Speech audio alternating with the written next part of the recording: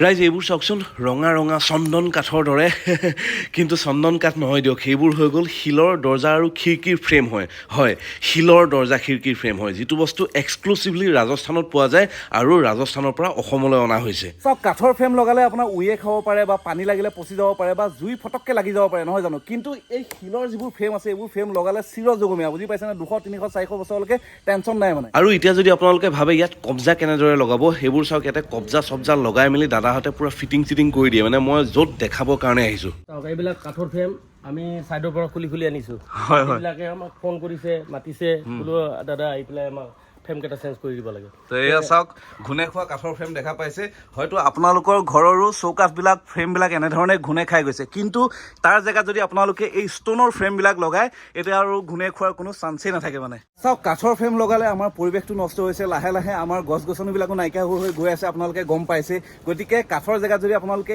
ষ্ট'নৰ ফ্ৰেমবিলাক লগায় তেতিয়াহ'লে পৰিৱেশটোকো আপুনি অকণমান মানে সকাহ দিয়া নিচিনা নহ'ব জানো আৰু এতিয়া হয়তো আপোনালোকৰ মনত বহুত প্ৰশ্ন হ'ব পাৰে যে এইটো কেনেধৰণে ফিটিং কৰিব কেনেধৰণে এই বস্তুটো আমি কিনিব পাৰিম বস্তুটো লগালে চিৰযুগমীয়া সঁচাকৈ হ'বনে নহয় ইয়াৰ এডভান্টেজ ডিছএডভান্টেজ কি আছে তো সকলোখিনি প্ৰেক্টিকেলি আজি মই দেখাই দিম বিভিন্ন ছাইটত গৈ পেলাই গম পাইছে বাকী নিৰ্মল দা এটা চাইজবিলাক বনাব পাৰিব ন যেনেকুৱা লাগে সাইজ মানে আপোনাৰ 4.5 আছে আমাৰ যিটো 3 ইঞ্চি ৱালত ব্যৱহাৰ হয় দুই চাইডে ফ্লাছ হৈ যায় তাৰপিছত 5.5 আছে 6.5 আছে 5.5 আছে এনেকুৱা চাইজ গোটেইকেইটাই আছে আচ্ছা নৰ্মেলি মানে ঘৰত লগাবৰ কাৰণে যিমানখিনি চাইজৰ প্ৰয়োজন হয় চব পোৱা যায় গোটেইখিনি আছে আমাৰ আচ্ছা তো এতিয়া আপুনি ভাবিব পাৰে যে কব্জা লগালে লৰি থাকিব নেকি তো ইয়াত চাওক কব্জা লগোৱা ছিষ্টেমটো মই অলপ দেখাই দিওঁ সেইফালে চাওক ইয়াত দেখিছে নাট লগাই পেলাই পূৰা ফিটিং কৰি দিছে দুইটা ছাইডে পূৰা একদম স্ক্ৰু দি পেলাই গতিকে কোনো কাৰণতে লৰচৰ নকৰে তো এইটো নহয় মানে আপোনাৰ ডাঙৰ ছাইটত ডাঙৰ বিল্ডিঙত বিল্ডাৰবিলাকে লগাই আছে মই আপোনাক এতিয়া ডাঙৰ বিল্ডিঙত গৈ পেলাই দেখাই দিম গম পাই যাব কেনেধৰণে ফিটিং কৰি আছে আহক তো ডাঙৰ ছাইটত যোৱাৰ আগতে প্ৰথম দাদা এজনৰ ঘৰত যাওঁ তো দাদাজনে মানে নতুনকৈ ঘৰ বনাই আছে তো ঘৰত এই ফ্ৰেমবিলাক লগাই আছে তো আহকচোন এইটো দাদাহঁতৰ ঘৰ তো ঘৰটোত লগাইছে আৰু দাদাৰ এক্সপিৰিয়েঞ্চটো এবাৰ মানে দাদাক সুধি চাওঁ কেনেকুৱা ফিল কৰিছে মানে বস্তু লগাই পেলাই বাকী ইয়াৰ ৰমেন দা এই গোটেই ঘৰটো ৰমেন দাৰে হয় তো ৰমেন দা কেনেকুৱা পাইছে এই বস্তুটো লগাই পেলাই এবাৰ কওকচোন আমাৰ ৰাইজক এইটোতো কাঠতকৈ বহুত বেটাৰ হয় ন বহুত বেটাৰ হয় আচ্ছা কাঠৰ লাইফ আৰু ইয়াৰ লাইফৰ মাজত বহুত অন্তৰ আছে আৰু মই ইভেন এলুমিনিয়াম লগাইছিলোঁ এলুমিনিয়ামৰ মই এতিয়া কৈছোঁ মানে তাত এলুমিনিয়াম খুলি পিনে মই এইবিলাকে লগাম এতিয়া কাৰণ এলুমিনিয়ামত পানী লিক কৰে হেৰি কৰে এইবিলাকত কোনো টেনশ্যন নাথাকে আপোনাৰ মাটিৰ ঘৰ হ'লেও কোনো টেনশ্যন নাথাকে আপোনাৰ উয়েও নাখায় এইটো উয়ে নাখায় পচি যোৱাৰ কোনো চান্স নাই এইটো জুই লাগিলে বা কেতিয়াবা ভগৱানে নকওক তেতিয়াতো কোনো নুপুৰেও ধৰক বা মানে এনি কাইণ্ড অফ যিকোনো ধৰণৰ কাঠত যি প্ৰব্লেম আপোনালোকে পায় সেই প্ৰব্লেমটো ইয়াতে আপোনালোকে মানে কোনো ধৰণে নাপায় তাৰোপৰি এইটো ৰিইউজ কৰিব পাৰে ধৰি লওক এই ঘৰটো আপোনাৰ ভাল লগা নাই ভাঙিছে তো এইটো আপুনি ধুনীয়াকৈ কাটি পেলাই খুলি পেলাই এইটো আকৌ বেলেগ এটা ঘৰত লগাই দিব পাৰিব চাওক তো আপোনালোকে যদি এখন নতুন ঘৰ বান্ধি আছে তেনেহ'লে আপোনালোকে এই ষ্ট'নৰ ফ্ৰেমবোৰ লগাব পাৰে কাঠতকৈ আৰু মানে কি মই এতিয়া ৰিচেণ্টলি মই মিছেছৰ মাকৰ ঘৰটো এইটোৱে লগাই দিছোঁ হয় নেকি উয়ে খাই দিয়ে আচ্ছা বছৰে কাঠ চেঞ্জ কৰিব লাগে তাতকৈ এইটো এবাৰে লগাই দিলে কাৰণ আজিকালি অৰিজিনেল কাঠটোতো নাপায় আৰু দামো বহুত বেছি এতিয়া শাল কাঠ যদি লগাব যায় আপোনাৰ 3,000 টকাৰ ওপৰত আপোনাৰ পৰি যায় কেবি হয় তো সেইটো কাৰণে ধৰক এইটো চবতকৈ বেটাৰ হয় মানে আৰু ইয়াৰ কষ্টিংটো কাঠতকৈ কম হয় ন আপুনি কম পাইছে ন তো এয়া আছিলে ৰমেন দাৰ কাহিনী এতিয়া আৰু অন্য এখন ঘৰৰ কাহিনী লৈ পেলাই আপোনালোকৰ ওচৰলৈ আহি আছোঁ চাওক মানে এই ষ্ট'নৰ ফ্ৰেমবিলাকৰ ওপৰত মই আগতো এটা ভিডিঅ' বনাইছিলোঁ আপোনালোকে হয়তো চাইছিলে আৰু মানে আজি পুনৰ আহিছোঁ আপোনালোকক মানে এটা পাব্লিকৰ ডিমাণ্ড ইমানেই বেছি হৈ গৈছে যে বস্তুটোৰ ওপৰত আৰু ভিডিঅ' লাগে বুলি পেলাই আৰু আজি পাব্লিকৰ ডাইৰেক্ট যোনে লগাইছে মানে তো তেওঁলোকৰ ফিডবেক দি মানে আপোনালোকক মই দেখাবলৈ চেষ্টা কৰিছোঁ যে মানুহে বস্তুটো লগাই পেলাই কেনেকুৱা পাইছে তো আশা কৰোঁ আপোনালোকেও ভাল পাব চাই পেলাই তো এতিয়া আমি গৈ আছোঁ অন্য এখন ঘৰলৈ তাৰ আগতে সেই বিল্ডিংটো চাওক সেই বিল্ডিংটোতো সেনেকৈ ষ্ট'নৰ ফ্ৰেম লাগিব আৰু এই মন্দিৰটো চাওকচোন ইমান ধুনীয়া লাগিছে ন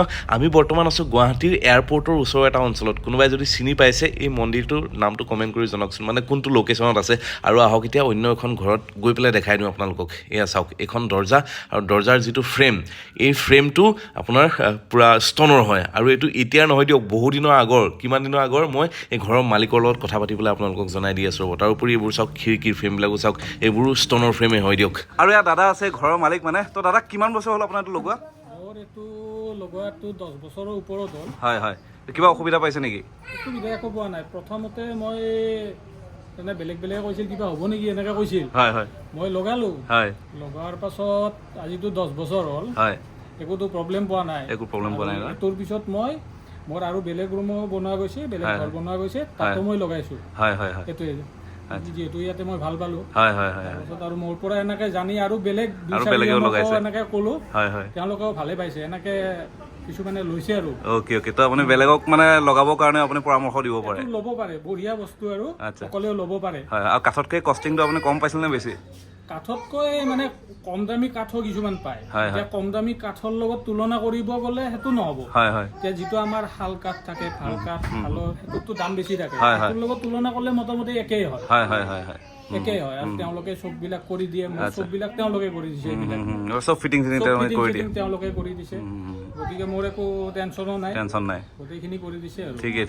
ঠিকে আছে। তো গম পালে, এতিয়া হয়তো আপোনালোকে ভাবি আছে মই ক'ত আছোঁ আৰু ক'ত দেখাই আছোঁ। চাওক, গুৱাহাটীৰ এয়াৰপৰ্টৰ ওচৰতে আছে এই দোকানখন, দাদাহঁতৰ মানে নিৰ্মল দাহঁতৰ, আৰু সেইফালে চাওক এয়াৰপৰ্টৰ টাৰ্মিনেল 2 বনি আছে, 2 নম্বৰ টাৰ্মিনেল বনি আছে, আৰু শুনি আছোঁ মানে এইটো ইণ্টাৰনেশ্যনেল মানে টাৰ্মিনেল হ'ব বুলি পেলাই। তো এতিয়া বলক, সেই আগতে আছে নতুন চাইডটো, এই বিল্ডিংকেইটা যে দেখিছে, সেই বিল্ডিংবিলাকত মজা কাম চলি আছে, আপোনাৰ ফ্ৰেমবিলাক ফিটিং হৈ আছে। তো বলক আহক। ৰ'ব, এইটো অলপ ডাঙৰ চাইট হয়, ইয়াত মানে পুৰা কাম চলি আছে, তো ফ্ৰেম ইয়াতে ফিটিং কৰি আপোনালোকক দেখাই দিম। ৰ'ব, তো আহক, ওপৰত এটা ফ্লেট বনি আছে, তো সেই ফ্লেটটোত মজাকৈ এতিয়া পূৰা ফ্ৰেমবিলাক ফিটিং কৰি আছে। তো এবাৰ দেখাই দিওঁ আপোনালোকক কেনেধৰণে ফিটিং কৰা হয় বস্তুটো। তো ইয়াত দেখিছে এই ফ্ৰেমটো ফিটিং হৈ গ'ল, আৰু এইফালে এটা ফ্ৰেম ফিটিং কৰি আছে, মই দেখাই আছোঁ। চাওক, ইয়াত দেখিছে কিমান সুন্দৰকৈ চাইজত মজাকৈ কাটি ইয়াত ধুনীয়াকৈ ৱালত লগাই আছোঁ। চাব, এইটো চাওক।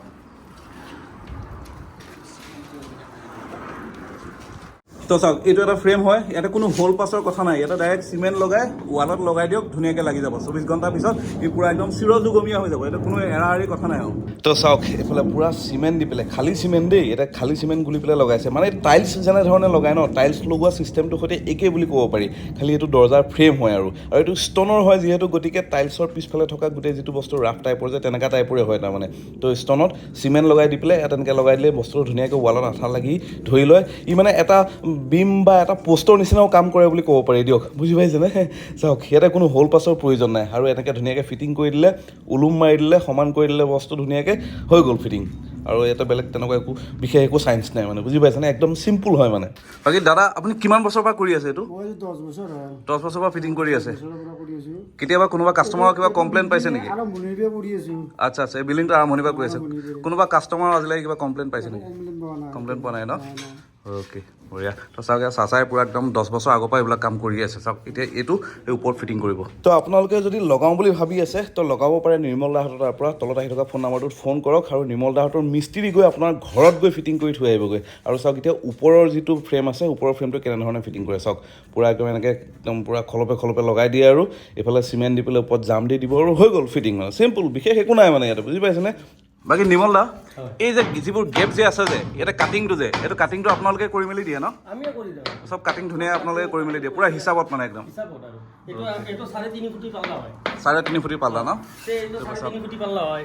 এইটো আপোনাৰ বেলকনি আছে। অ'কে, বেলকনিত আপোনাৰ ইহঁতে 2 ফুটি পাল্লা কৰিছে, যাৰ যেনেকুৱা ৰিকুৱাৰমেণ্ট। তো এইটো বেলকনিটো চাওক, বেলকনিটো লগাইছে দেখিছে, ইয়াৰ পৰা কব্জা লাগিয়ে আছে, চাওক দেখিছে। 2 ফুটি ৰিকুৱাৰমেণ্ট। এইটো ধৰি লওক আপোনাৰ বেডৰুম হয়, বেডৰুমত আপোনাৰ 3 ফুটি ৰিকুৱাৰমেণ্ট। হয়। তো এনেকুৱা আৰু বস্তুবিলাক যেনেকুৱা লাগে এনেকুৱা কৰি। তো নিজৰ ৰিকুৱাৰমেণ্টছৰ ওপৰত কথা আৰু। বাকী এতিয়া যিবোৰ গেপ থাকে, গেপবোৰ ধুনীয়াকৈ চিমেণ্ট দি পেলাই ফিল আপ কৰি দিয়া হয়, আৰু হৈ গ'ল ফিনিচিং।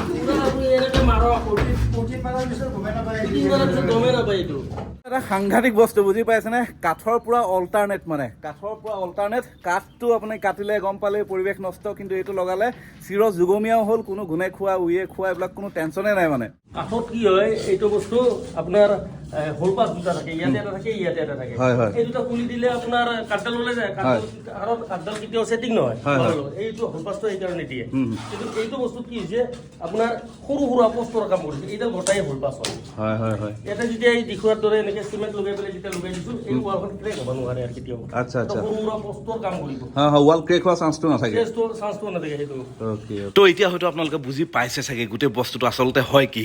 আৰু এতিয়া এটা প্ৰশ্ন আপোনালোকৰ মনত হ'ব পাৰে যে আমি খিৰিকী লগাম, খিৰিকীটো গ্ৰিল লগাম, তো গ্ৰিলখন কেনেকৈ ফিটিং কৰিম? তো আহক, তাৰো চলিউশ্যন আপোনালোকক দেখাই দি আছোঁ, কিন্তু তাৰ আগতে আৰু এটা প্ৰশ্ন আছে ৰ'ব। বাকী নিৰ্মল দা, এতিয়া এই ভিডিঅ'টো চাই কোনোবাই যদি অৰ্ডাৰ কৰে, তো ফিটিং কৰিবৰ কাৰণে আপুনি মানুহ পঠাব না? নিশ্চয়, মই মানুহটো অল অসম আমাৰ গৈয়ে থাকে। এই ৰিচেণ্টলি আপোনাৰ লখিমপুৰ গৈছে, তিনতলা বিল্ডিং এটা তাতে কাম কৰিছে। এনেকে কৰি আছে আমাৰ। অ'কে, তো মানুহ পঠাই দিব, মানুহে গৈ ফিটিং কৰি থৈ আহিব, টেনশ্যন নাই। আৰু যদি কিবা কাৰণত যদি তেখেতসকলে নিজে লগাব পাৰে, লগাব পাৰিলে তেতিয়াহ'লে সেইটো আমি ব্যৱস্থা কৰি দিম। ইয়াৰ পৰা গোটেইবিলাক কাম কৰি পেলাই পঠাই দিম, সেইমতে লগাই ল'ব। তাত গৈ ফিটিং কৰি ল'লে হৈ গ'ল। এইবিলাক মানুহ কৰাই কাম, এইটো একো ডাঙৰ কথা নহয়। হয় হয়। তো বুজি পালে, ফুল ছাৰ্ভিচ আৰু ফুল ছাপৰ্ট দিব নিৰ্মল দাহঁতে। গতিকে আপোনালোকে যদি লগাওঁ বুলি ভাবি আছে যোগাযোগ কৰক। আৰু এতিয়া বেলেগ এটা ছাইটত আহিছোঁ য'ত এই ভাইহঁতে পূৰা মজাকৈ গ্ৰিল ফিটিং কৰি আছে ইয়াৰ ষ্টনৰ ফ্ৰেমত। চাওক দেখিছে, গ্ৰিলৰ যিটো আপোনাৰ মানে হোল থাকিব তাৰ লগত আপোনাৰ ষ্টনত এনেকৈ পূৰা ড্ৰিল কৰি পেলাই এনেকৈ সোমোৱাই দি তাত আপোনাক এটা গুটকা ফিটিং কৰি পেলাই স্ক্ৰু দি পেলাই টাইট কৰি দিব, হৈ গ'ল ফিটিং। বিশেষ তেনেকুৱা একো নাই মানে, গম পাইছেনে? আৰু চিট কানিডাল লগাওঁতে হোলটো কৰোঁতে ইয়াৰ নিৰ্দিষ্ট কিছুমান টুল আছে, সেই টুলবোৰ দি পেলাই ধুনীয়াকৈ চিট কানি লগাই দিব, হৈ গ'ল মজাকৈ। চাওক, তো এয়াই হৈ গ'ল নিৰ্মল এণ্ড এছ'চিয়েটছ। গুৱাহাটীৰ এয়াৰপৰ্টৰ ওচৰতে আছে। তলত আহি থকা ফোন নাম্বাৰটোত ফোন কৰিলে গোটেই ডিটেইলছ আপোনালোকে পাই যাব। তাৰোপৰি দাদাৰ এইটো এটা ইউনিট হয়, অকল এইটোৱে নহয় আৰু বহুত কেইখন দোকান আছে দাদাৰ, মানে ডাঙৰে দিয়ক।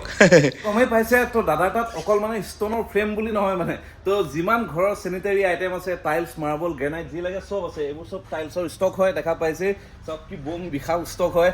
আৰু এইফালে এইবিলাক আছে টাইলছ পূৰা ডিছপ্লে কৰি কৰি ৰাখি থৈ দিছে। এইফালে আপোনাৰ বেচিনবিলাক আছে, চব পূৰা আল্ট্ৰা মডাৰ্ণ যিবোৰ বেচিন আছে সেইবোৰ আছে। তো এইবোৰো যদি আপোনালোকক লাগে তো তেনেহ'লে আপোনালোকে যোগাযোগ কৰিব পাৰে তলত আহি থকা যিটো ফোন নম্বৰ আছে সেই ফোন নম্বৰটোত।